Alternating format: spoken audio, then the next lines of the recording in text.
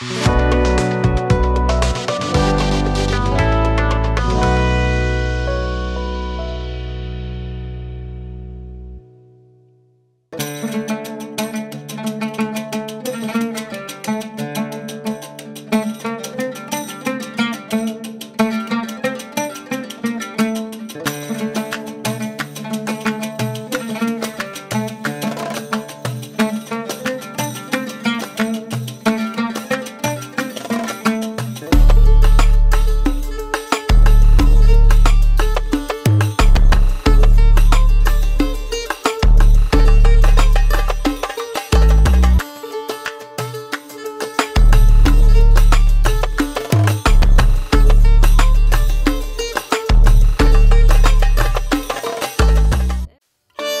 को नमस्कार।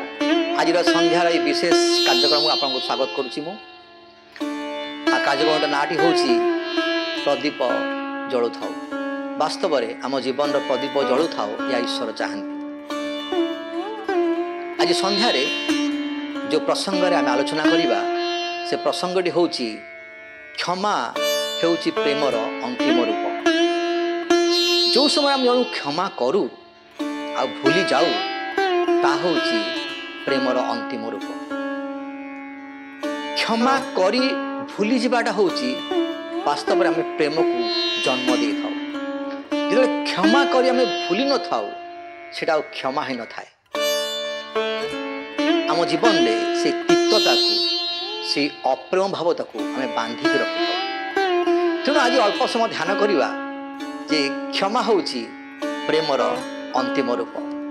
बाइबल रु आम गोटे अंश पाठ करवा माथ्यू तार 18 अध्याय 21 पदरु 25 पदर शेष पर्यंत लिखा जाए। से पीतर ताहांक पाखक आसिकी पचारिले, हे प्रभु केते थर मो भाई विरुद्ध रे पाप कले मु क्षमा करी कि 7 थर पर्यंत। जीशु ताहांको कहिले, तुमको केवल 7 थर पर्यंत कहू नाही, मात्र 70 गुण 7 थर पर्यंत कहूँ। अतएव स्वर्गराज्य अपना दास मानकर सहित हिसाब करने इच्छुक जड़े राजा सदृश्य। से हिसाब आरंभ करते 10,000 प्रतिभा ऋण कर जड़े दास छामु अणागला। किंतु ताहार परिशोध करने को किछि ता पाखे नथिला एवं प्रभु ताहाकु ओ ता स्त्री ता पिलापिली और सर्वस्व विक्रय करी परिशोध करने को आज्ञा देले। मो प्रिय भाई भणी माने, एटा हम देखुचु यीशुंकर गोटे कठिन उपदेश को आम देखुचु। जेते बेले आमे माथ्यू 18 अध्याय द्वितीय भाग को आम आसु, क्षमा विषय रे यीशुंकर एक कठिन आदेश आम सामना करू। क्षमा करने विषय रे आलोचना करवा एक कष्टकर विषय अटे। मो प्रिय भाई भणी माने, निजको क्षमा करने अपेक्षा अन्य लोगों को क्षमा करने विषय कहवा अति सहज अटे। जो अन्य लोग कहे ये क्षमा केमती करा जाए, यदि मु वास्तव में क्षमा करी शिखी ना ताले मोर क्षमा करने विषय कहवा एते फलप्रद हो न थाए। अन्य जीवन में ता सेते प्रभाव मान पकई न थाए।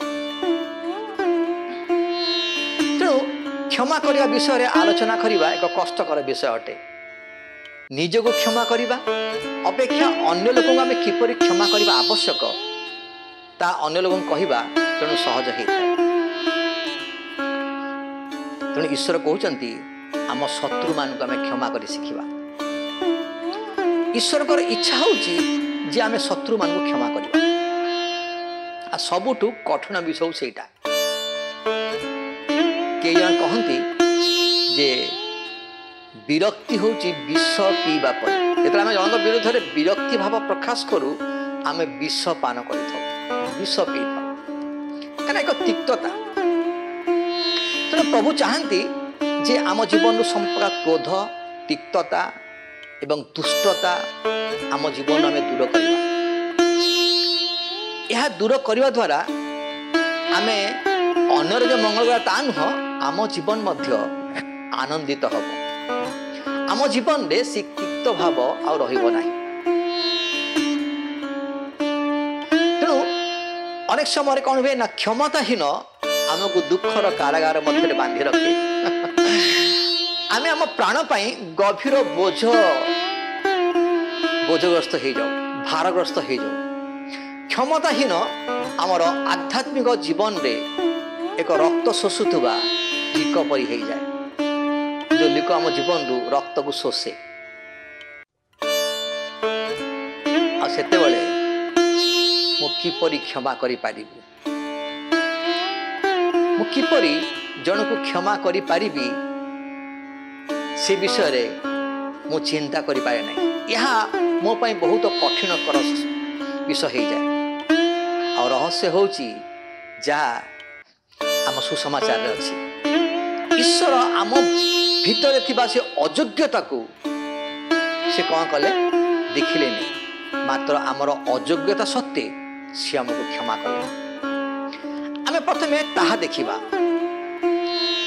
जे सुसमाचार एक वार्ता नुहे सुसमाचार होची आमको चित्कार करी कहे कौन कहे या एक शुभ संवाद अटे क्षमा करी भूली जिबा जदि आमे अन्य को क्षमा करी भूली जिबा ताहले आमे प्रेमर अंतिम रूप को आम जीवन रे आमे जन्म दबा मोर प्रिय भाई भणी माने क्षमा करिबा कहिबा एवं अन्य को क्षमा करी भूली जिबा ए दुईटी भिन्न विषय अटे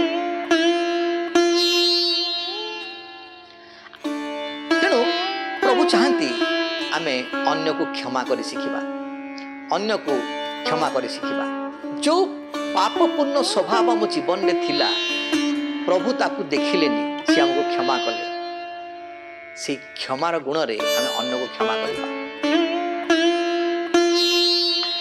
ता द्वारा आमर चतुर्पार्श्वे थिबा लोक माने मध्य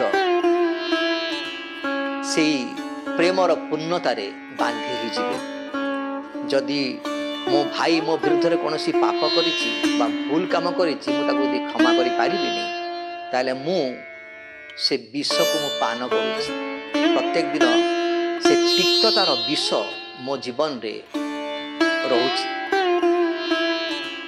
हुए तो आपण आज तिक्तता सहित आज संघर्ष करुथई पारंती आपण क्षमताहीन सहित आज संघर्ष करुछंती हे पारे तेबे प्रश्न होउची आपण एवं मु ता केबे छाड़ी पारिबा आमको प्रत्येक दिन एई विषयटा कौन करे आम जीवन को नष्ट कर चले आम जीवन मध्य से तिक्तता को जन्म दे दिए तेणु प्रश्न होची आमे ए समस्त परिस्थिति आमे किपरि मुक्त पाई परिबा आपण एवं मु प्रकृत रे किपरि क्षमा करि परिबा एहा ही आजिर बड़ प्रश्न अटे तेणु आजिर आलोचनार विषय वस्तु अटे क्षमा होची प्रेमर अंतिम रूप जेतले मो अन्य को क्षमा करे भूली जाए मो जीवन रे मो प्रेमर अंतिम रूप को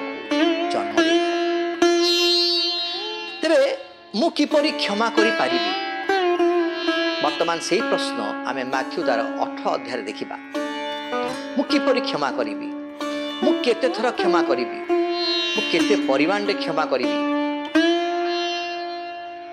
ईश्वर जहा चाहंती ता करिबा को मु सक्षम हेछि कि ईश्वर जहा चाहंती मो अन्य को क्षमा करिबा कथा मु ताहा करि पारिछि कि एहा ही आज बड़ प्रश्न यीशुଙ୍କର उत्तर निश्चित भाव रे से दिन पितर को चकित करथिला कोन कहितले यीशु मु तुमको 7 थर कहू नाही 70 गुण 7 थर कहूछि तेणु ए दृष्टांत आमको जने राजा एवं जने सेवक मध्य एक दृश्य को से नहीं जाए मैथ्यू 18 रे कौन लिखा जाए ना सेवक राजा ठारू बहुत टंका से ऋण करथिले या थिला 10,000 प्रतिभा 10,000 प्रतिभा $10,000 नुहे 10,000 प्रतिभा अर्थ होची 60 नियुत दिनर काम सहित समान आउ से कौन कला ना परिशोध करने को असमर्थ से प्रकाश कला से कहला मुझा परिशोध कर तो राजा कौन कहते जे ତୁମେ ତୁମର ସ୍ତ୍ରୀ ପିଲାପିଲି ସର୍ବସ୍ୱ ବିକ୍ରୟ କରି ପରିଶୋଧ କରିବାକୁ ସେ କ'ଣ କରୁଛନ୍ତି? ଆଜ୍ଞା ଦେଉଛନ୍ତି। ତେଣୁ ସେ ଦାସ ସେଇ କ'ଣ କରୁଛନ୍ତି ନା ତେଣୁ ସେ ଦାସ ସେ ତାଙ୍କୁ ଭୂମିଷ୍ଠ ପ୍ରଣାମ କରି କହିବାକୁ ଲାଗିଲା, ଆପଣ ମୋ ବିଷୟରେ ଧୈର୍ଯ୍ୟ ଧରନ୍ତୁ, ମୁଁ ଆପଣଙ୍କୁ ସବୁ ପରିଶୋଧ କରିଦେବି। ସେଥିରେ ସେ ଦାସ ପ୍ରଭୁ କ'ଣ ହେଲେ ନା ସଦୟ ହୋଇ ତାକୁ ମୁକ୍ତ କରିବାକୁ ଆଜ୍ଞା ଦେଲେ ଏବଂ ତାର ଋଣ କ୍ଷମା କରିଦେଲେ। ମୋର ପ୍ରିୟ ଭାଇ ଭଉଣୀମାନେ, ଏଠି ପାଞ୍ଚଟି ବିଷୟ ଆଜି ଆମେ ଶିଖିବା। ପାଞ୍ଚଟି ବିଷୟ। ପ୍ରଥମ ବିଷୟ ଆମେ ଶିଖିବା ଯେ ଈଶ୍ୱରଙ୍କ ବିରୁଦ୍ଧରେ ଆମର ପାପ ବହୁତ ବଡ଼ ଅଟେ। ତାଙ୍କ ବିରୁଦ୍ଧରେ ଆମର ଅନେକ ପାପ ଅଗଣିତ ଅଟେ। ଆମେ ଅଗଣିତ ମାନେ ପାପ କରିଛୁ ଈଶ୍ୱରଙ୍କ ବିରୁଦ୍ଧରେ। ଦ୍ୱିତୀୟ ବିଷୟ ହେଉଛି ଆମ ବିରୁଦ୍ଧରେ ଲୋକମାନଙ୍କର ପାପ ଅପେକ୍ଷାକୃତ ଛୋଟ ଅଟେ। ତେଣୁ ଯେଉଁମାନେ ଆମ ବିରୁଦ୍ଧରେ ପାପ କରନ୍ତି ସେମାନଙ୍କୁ ଆମେ କ୍ଷମା କରିବା ଉଚିତ। ଏଫିସିଓ ତାର 4:32 କ'ଣ ଲେଖାଯାଏ?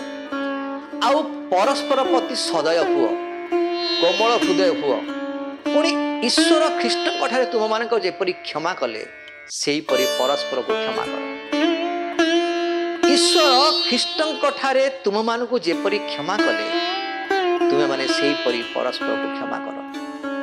ମୋର ପ୍ରିୟ ଭାଇ ଭଉଣୀମାନେ, ଯଦି ଆପଣ କ୍ଷମା ନ କରନ୍ତି ଆପଣ ଈଶ୍ୱରଙ୍କର କ୍ରୋଧ ଏବଂ ଅନୁଶାସନ ଦ୍ୱାରା ବିଚାରିତ ହେବେ। ଆପଣ ଈଶ୍ୱରଙ୍କର ସହଭାଗିତାରୁ ବଞ୍ଚିତ ହେବେ। ଈଶ୍ୱରଙ୍କର ସେହି ଆନନ୍ଦରୁ ଆପଣ ବଞ୍ଚିତ ହେବେ। ଆପଣଙ୍କର ଜୀବନ ଈଶ୍ୱରଙ୍କର ସେ କୃପାକୁ ହରେଇବ। ଈଶ୍ୱରଙ୍କର ସେ ଦୟା, ସେ ପ୍ରେମ, ସେ ଆନନ୍ଦ, ସେ ଶାନ୍ତିକୁ ହରେଇବ। ଆଜି ସନ୍ଧ୍ୟାରେ ଏପରି କେହି ଅଛନ୍ତି କି କାହାକୁ ଆପଣ ହୃଦୟରୁ କ୍ଷମା କରିବାକୁ ପଡ଼ିବ ଆପଣ କ୍ଷମା କରିନାହାନ୍ତି? ଆପଣଙ୍କ ସହକର୍ମୀ, ଆପଣଙ୍କ ଭାଇ, ଆପଣଙ୍କ ବନ୍ଧୁ, ଆପଣଙ୍କ ସହବିଶ୍ୱାସୀ ଯାହା ସହିତ ଆପଣ ପ୍ରତ୍ୟେକ ଦିନ ବସା ଉଠା କରନ୍ତି, ହୁଏତ ଆପଣଙ୍କୁ ତାକୁ ସମ୍ପୂର୍ଣ୍ଣ ହୃଦୟରୁ କ୍ଷମା କରିବାକୁ ପଡ଼ିବ, ଆପଣ କ୍ଷମା କରିପାରିନାହାନ୍ତି। ବିରକ୍ତି କିମ୍ବା ତିକ୍ତତାରେ ଆଉ ଅଧିକ ସମୟ ମୋ ପ୍ରିୟ ଭାଇ ଭଉଣୀମାନେ ନଷ୍ଟ କରନ୍ତୁ ନାହିଁ। ଆମକୁ ଯେତିକି କ୍ଷମା କରିବାକୁ ପଡ଼ିବ ତାଠାରୁ ଅଧିକ କ୍ଷମା ପ୍ରଭୁ କରିସାରିଛନ୍ତି। ଈଶ୍ୱର ଅସୀମ କ୍ଷମା ପ୍ରଦାନ କରନ୍ତି। ଆମେ ମଧ୍ୟ କ୍ଷମା କରିବା ଉଚିତ। ଯେଉଁ ଈଶ୍ୱର ଆମକୁ ଅସୀମ ପ୍ରେମ କଲେ ଏବଂ ତାଙ୍କର ସେହି କ୍ଷମାର ଗୁଣରେ ଆମକୁ କ୍ଷମା କଲେ, ଆମକୁ ମଧ୍ୟ ସେହି ପ୍ରକାର କ୍ଷମା କରିବା ଉଚିତ। କାରଣ କ୍ଷମା ହେଉଛି ପ୍ରେମର ଅନ୍ତିମ ରୂପ। ଯେତେବେଳେ ଆମେ କ୍ଷମା କରୁ, ଭୁଲି ଯାଉ, ଆମେ ବାସ୍ତବରେ ପ୍ରେମର ସେହି ଅନ୍ତିମ ରୂପକୁ ଆମେ ସ୍ପର୍ଶ କରିଥାଉ। ଆମ ହୃଦୟ ମଧ୍ୟରେ ସେ ତିକ୍ତ ଭାବ, ସେ ଅପ୍ରେମ ଭାବ, ସେ କଟୁ ଭାବ, ସେ ଈର୍ଷା ଭାବ, ସେ ଅହଙ୍କାର ଭାବ ଆଉ ଜନ୍ମ ନିଏନି। ସେତେବେଳେ ଯେତେବେଳେ ପ୍ରେମର ଅନ୍ତିମ ରୂପକୁ ସ୍ପର୍ଶ କରୁ, ଆମ ମଧ୍ୟରେ ଈଶ୍ୱରଙ୍କର ସେ କ୍ଷମାର ଗୁଣ ପୂର୍ଣ୍ଣ ମାତ୍ରାରେ ଆମ ଜୀବନରେ ବାସ କରେ। ସେତେବେଳେ ଆମେ ଜଣକୁ କ୍ଷମା କରି ଭୁଲି ଯାଇପାରୁ। କ୍ଷମା କରି ଭୁଲିଯିବା ଏକ ଖ୍ରୀଷ୍ଟ ବିଶ୍ୱାସୀର ଆଦର୍ଶ ହେବା ଉଚିତ। ତାହା ହିଁ ଆମ ଜୀବନର ଲକ୍ଷ୍ୟ ହେବା ଉଚିତ। ଯେତେବେଳେ ଆମେ କ୍ଷମା କରି ଭୁଲିଯିବା, ପ୍ରଭୁ ମଧ୍ୟ ଆମେ କରିଥିବା ପାପ ସେ କ୍ଷମା କରି ଭୁଲିଯିବେ। ମୋ ପ୍ରିୟ ଭାଇ ଭଉଣୀମାନେ, କ୍ଷମା ହେଉଛି ପ୍ରେମର ଅନ୍ତିମ ରୂପ। ମୁଁ ବିଶ୍ୱାସ କରୁଛି ପ୍ରଭୁ ଆଜି ଅଳ୍ପ ବାକ୍ୟ ଦ୍ୱାରା ଆପଣଙ୍କୁ